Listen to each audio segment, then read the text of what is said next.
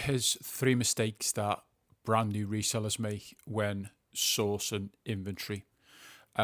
Just before we get into that, for context, my name's AD. I'm a reseller. I've been reselling for the past decade, and during the course of that time, I've done hundreds of thousands in sales. I've also made a lot of mistakes, as many resellers have, especially when it comes to sourcing inventory. So you need to give this video a watch and listen to what I've got to say, because hopefully it's going to save you money and help you earn more money in the future. Right, so let's get into the first one then. The first one is buying inventory impulsively. You are doing some sourcing, whatever it might be, online, charity shops, car boot, all of that. Auctions, probably just about the worst one for impulsive purchases is auctions. It's like the urgency, I must buy it now, and then bang, you've bought it, and that was a mistake. I've definitely been there, I've definitely done that. So buying impulsively, what do I mean by that? You're buying it based off what you think it's a good item.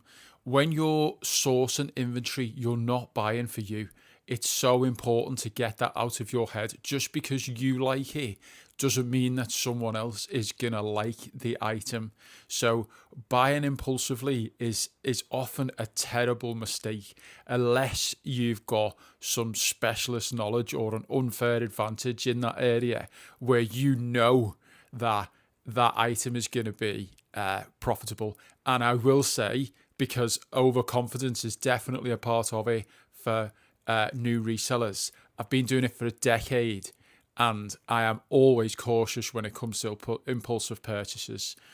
That leads on nicely to the next point, which is actually not conducting research.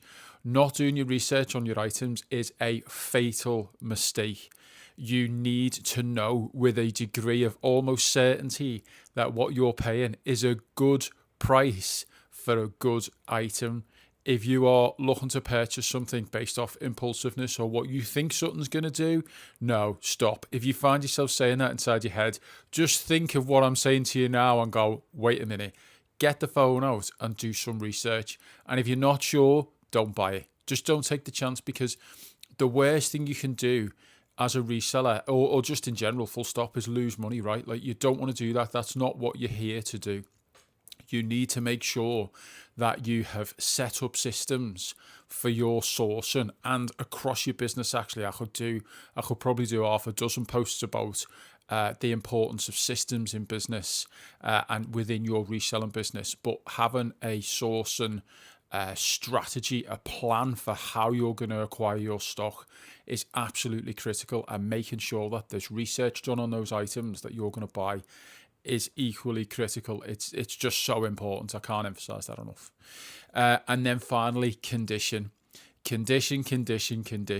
Once you've checked it, you'll find an item. This is what happens in the wild, right? You go out, you find an item, you're like, that is such and such. It's a Gucci bag. Imagine how exciting. And you think it's genuine, right? And then you go, that's going to be worth such and such. You do some initial research and you go, oh my God, that actually is worth such and such, and you're getting close to buying it. Put it in your basket or your trolley, or just keep hold of it for a second and then check the condition again. Because the charity shops, right, are the worst. I won't go into a charity shop anymore, because there's been too many times where I've purchased an item, the lighting is devastating. It's so bad that you can't see anything. And then you get it home and it's either got a stain on it, which is why it's being donated anyway, or it's got a hole in it, sorry. And so there you go, goodbye profit. So you need to make sure that you're checking condition, and check your condition when you're slightly less excited about first finding that item. That's a top tip from me. If you found that useful, I make reselling content daily, so make sure you drop us a follow, comments, next one.